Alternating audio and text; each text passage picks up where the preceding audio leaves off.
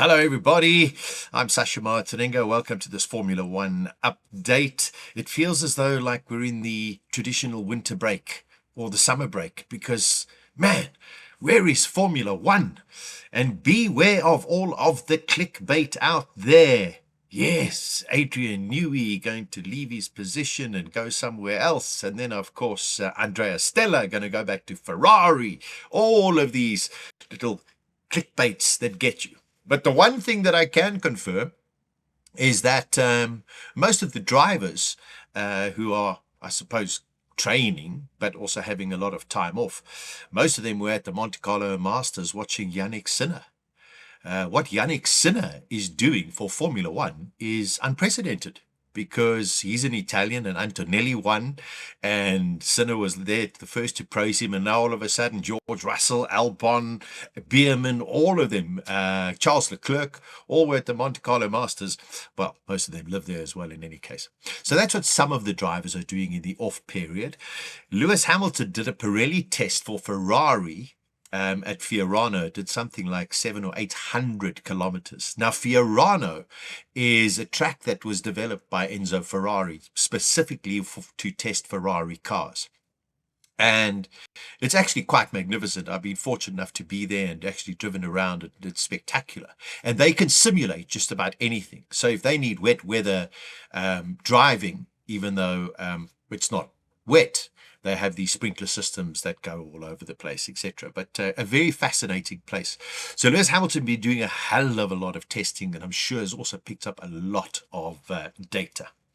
Big news, I suppose, that has come out. Two pieces of big news that have come out. The one is Gianpiero Lambiase will be leaving Red Bull. And when that came out, everyone went, oh my word, when is it happening? Is he going to be at the next Grand Prix? Chill. It's only at the end of the 2027 season, which, by the way, is also when Max Verstappen's contract stops with Red Bull Racing. So Lambiasi has been offered a magnificent role at McLaren. And of course, he'd be silly not to take it. So brilliant for him. But that'll only happen at the end of 2027, unless they can come to some kind of an agreement. But more than likely, I think he'll stay and just fill out his term, because if Red Bull say, yes, you can go now, they'll probably put him on gardening leave for a year. So it doesn't make any sense. He might as well just carry on working with Max. They work brilliantly together. So might as well stay with Red Bull. He's had a brilliant 10 years there already with them. And then thereafterwards, he will go to McLaren. And then we must question now, what is Max Verstappen going to do? We know that he's not that happy with all of the regulations and the rules, and I'll get into those in a few moments. And I understand that, and I respect that, and I think most of the drivers, most of the real fans out there are also frustrated with this over-clipping, check clipping, harvesting, etc. And we want it to sort of go away. We want the cars to be as fast as they can be all of the time, not just at specific areas. You know, this is not AI. I don't want a form of technology to all of a sudden learn something in order for the car to do something where the driver actually isn't in control. And I think Martin Brundle came out the other day and said something along those lines, saying Formula One is about the driver driving the car without any kind of external assistance. Of course, there are wings and there's aerodynamics, which is external, but there's no ways that they should be driving a car and then all of a sudden some computer all of a sudden says, oh, okay, well, let's change the gear now or harvest now. This should all be done by the driver. But that's probably another debate. Now, where was I? Max Verstappen. Now, think about this. Where would he go? Some people say, oh, well, if Lambiasi is going to McLaren, well, then it makes sense that maybe Max Verstappen goes to something like McLaren. So this is where it becomes a little bit complicated. Toto Wolff and Mercedes-Benz are not happy. Okay, And the reason is, and it's got nothing to do with the season. Of course, they're happy with what's happening currently this season.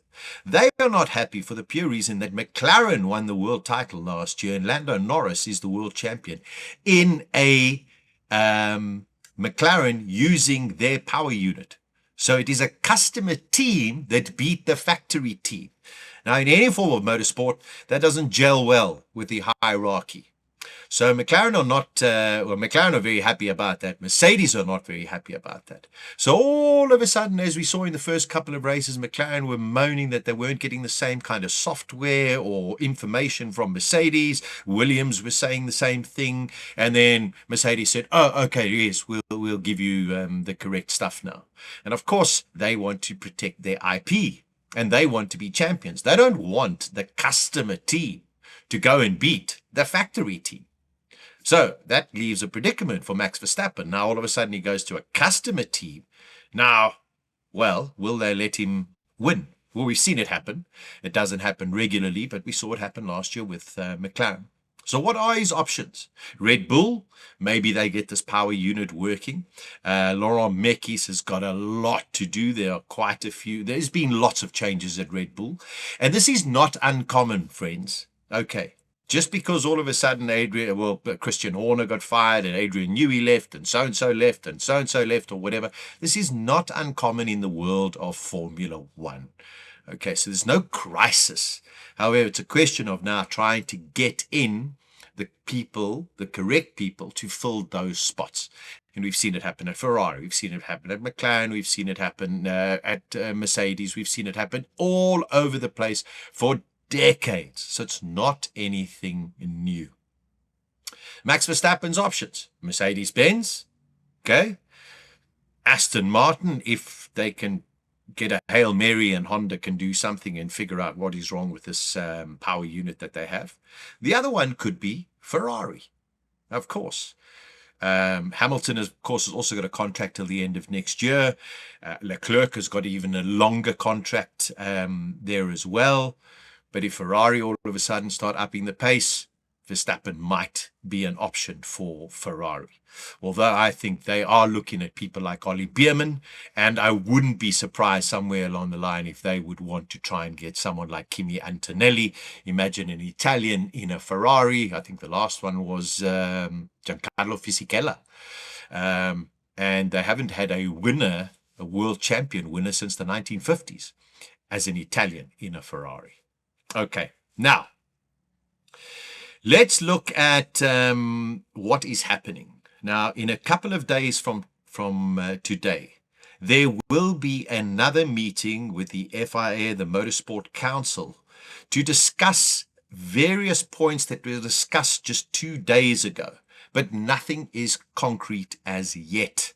So we don't know what is going to be allowed and what isn't going to be allowed. But there are 6 points that are very, very crucial to this. And I just want to go through them. They want to increase super clipping energy harvests. Yeah, Google that. Okay.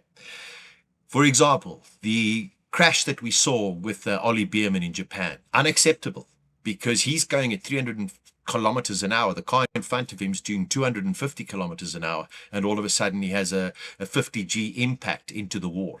Not acceptable, unacceptable in the world of motor racing. Everyone sort of understands how motor racing works. So they're saying they want to raise the super clipping cap from 250 kilowatts to 350 kilowatts. What this means, I honestly have no idea. Okay, but clearly it is a way to now eliminate this reduction of speed all of a sudden because the car is to harvest.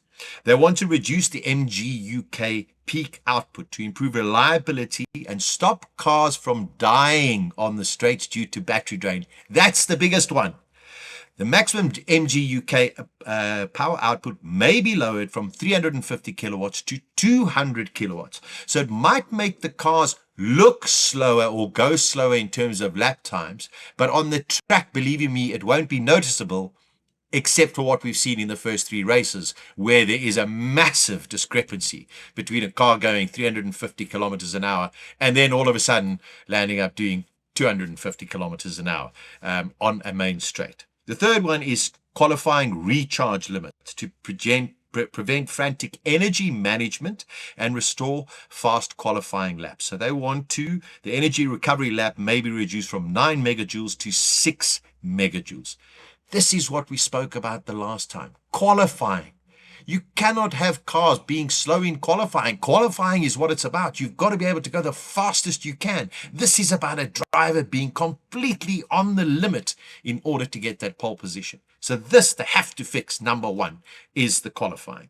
Then they want to expand or remove active aero zones to reduce battery power demand and avoid speed cliffs. Straight mode, which is the low drag aero, could be permitted over longer stretches and freely throughout the lap. So this is another one of the points. And finally, maintain the internal combustion engine and the electric power balance.